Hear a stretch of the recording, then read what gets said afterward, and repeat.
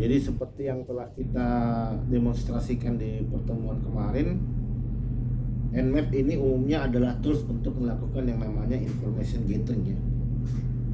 Kita bisa melakukan advanced scanning dengan menggunakan bantuan Nmap. Kita bisa melakukan host discovery, port discovery, vulnerability scanning, host detection ya, operating system detection, host detection dan lain sebagainya.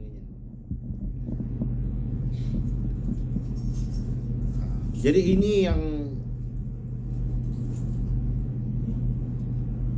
ini tools yang selanjutnya banyak digunakan untuk melakukan scanning ya. Dan aktivitas Nmap ini itu bisa kita tuning ya. Kita bisa tuning parameter yang ada di Nmap sehingga proses scanning ini bisa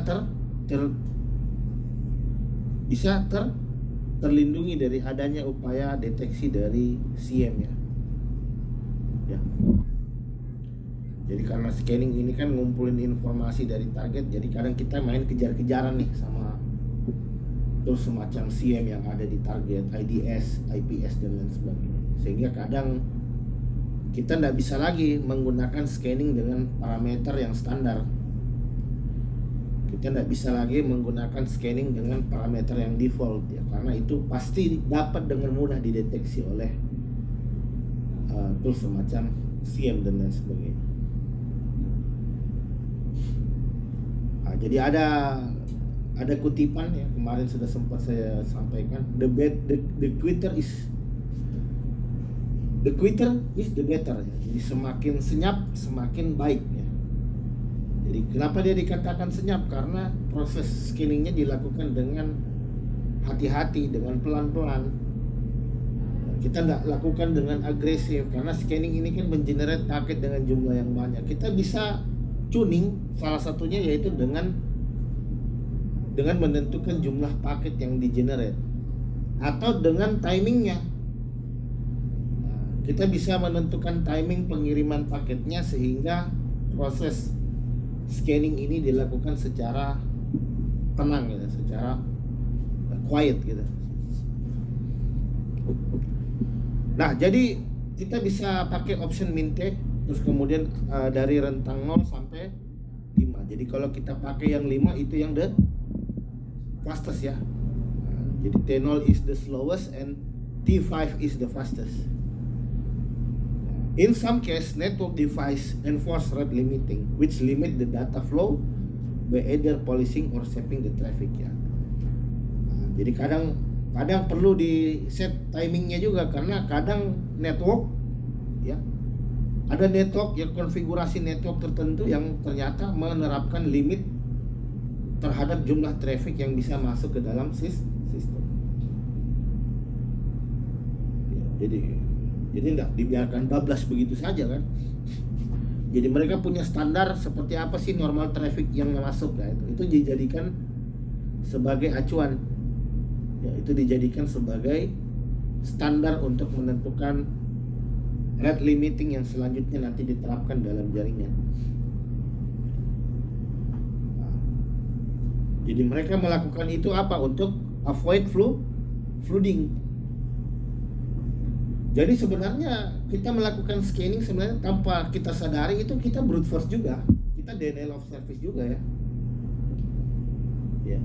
Kita melakukan scanning tapi impactnya secara tidak langsung adalah pada denial of service. Nah, kenapa bisa terjadi denial of service? Karena ada flooding. Ada suatu aktivitas yang membanjiri traffic, membanjiri resource, sehingga dengan begitu sistem kita selanjutnya menjadi terganggu.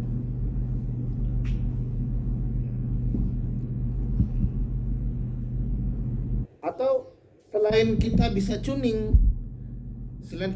tuning melalui parameter waktunya, kita bisa tuning melalui paketnya. Paket yang selanjutnya nanti akan ditransmisikan ke target. Apakah paket yang selanjutnya kita generate ke target ini adalah paket UDP atau paket di TCP?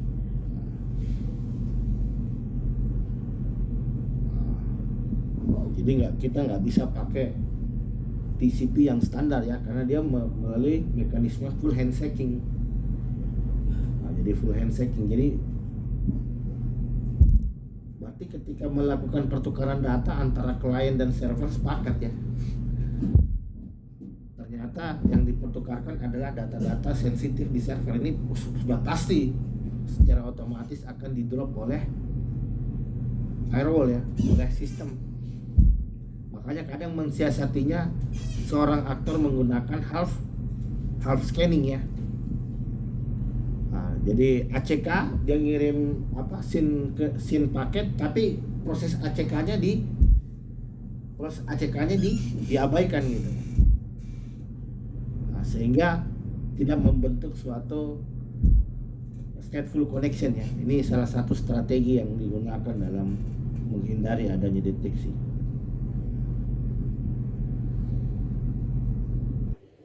Atau kadang kita bisa dengan menggunakan UDP scanning dengan melakukan tuning terhadap parameter waktunya.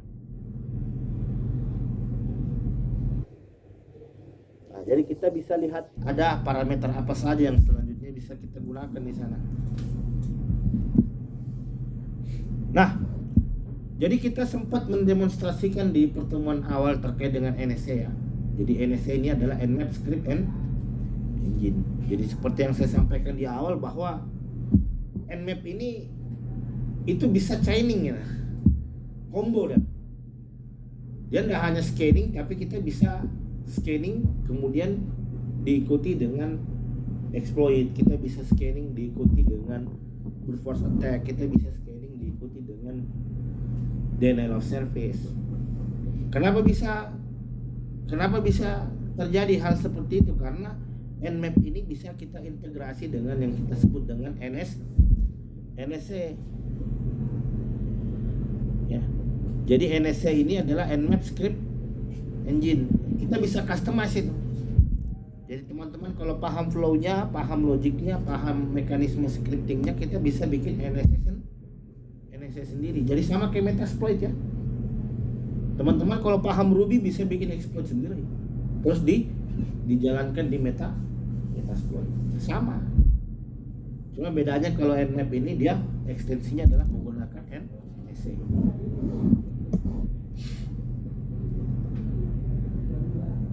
Apa yang selanjutnya bisa kita custom melalui NSA ini? Kita bisa bikin malware ya. Jadi scanning yang di-include dengan kapasitas untuk menyebarkan malware misalkan. Kemudian ada juga script tertentu yang berfungsi untuk melakukan discovery. Nah ini jadi contohnya kemarin kan itu discovery itu ya, salah satu fitur NSA untuk kebutuhan discovery, untuk mengetahui adanya kerentanan, untuk mengetahui adanya host aktif. Jadi kalau discovery ini menurut saya itu apa? Kalau di Nmap itu kemampuan standar yang dimiliki oleh Nmap ya. Sedangkan kalau yang malware, vulnerability ini memang skill set yang scripting yang tersendiri yang bisa kita include-kan ya.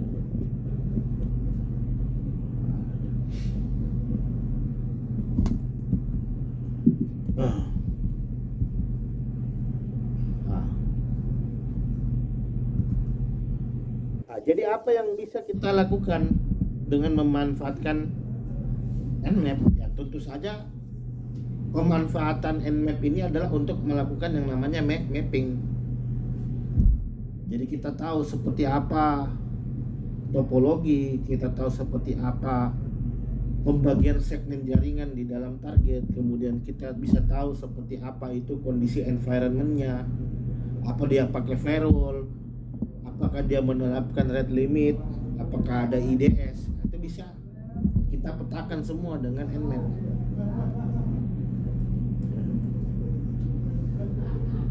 Jadi semakin luas wawasan kita terkait target, semakin terarah juga selanjutnya pola serangan yang nanti akan kita lakukan.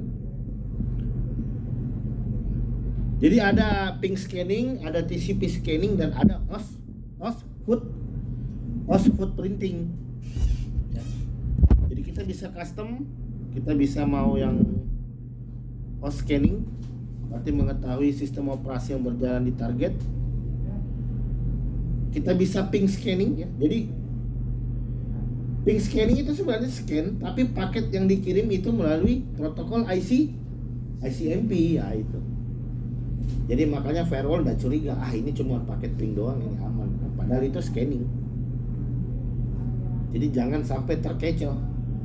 Jadi kita harus punya mekanisme untuk pengamanan dari setiap protokol komunikasi yang ada di sistem. Jadi ada mekanisme pengamanan di TCP, di UDP, di ICMP, di ARP. Ada mekanisme pengamanan semua di sana. Jadi kita tidak bisa men-setup sistem secara default. Makanya saya katakan kemarin, apa yang saya bilang kemarin, weak default configuration is weak configuration. Standar konfigurasi standar yang berjalan di sistem itu adalah konfigurasi yang lemah. Ya. Berarti kalau lemah berarti ada potensi kerentanan. Semakin lemah sistem berarti semakin dekat dia dengan yang namanya kerentanan, betul nggak?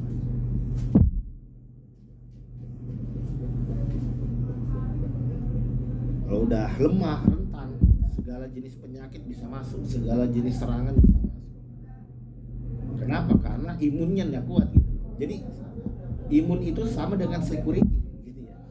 Semakin kuat imunnya, semakin terlindungi kita dari adanya serangan.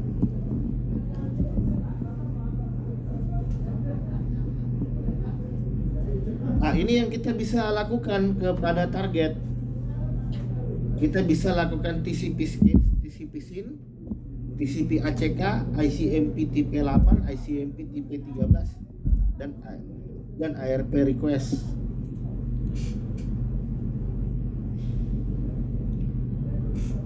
Nah, ini parameter-parameter yang selanjutnya bisa kita tuning dalam proses scanning. ICMP-nya, TCP-nya.